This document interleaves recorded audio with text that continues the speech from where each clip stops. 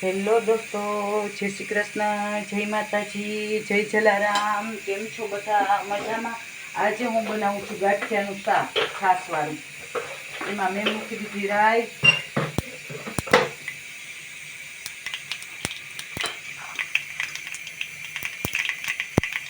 જીરું, હિંગ, લાલ મરચું, આદું, મરચું અને લસણની પેસ્ટ.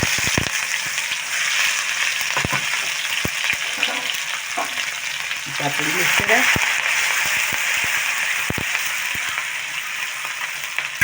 એમાં હું નાખી દઈશ 2 વાટકી છાશ.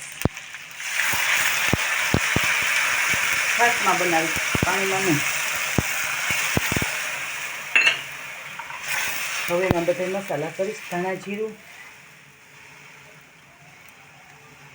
મરચું,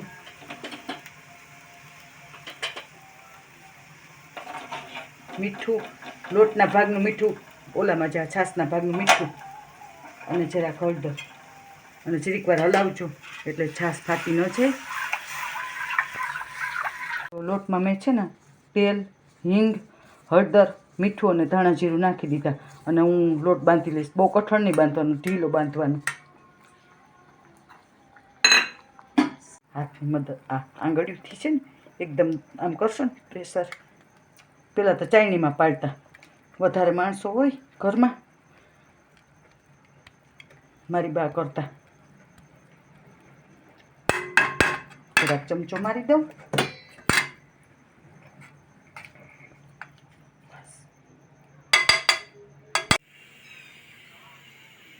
આ છે ગાંઠિયાનું શાક રેડી.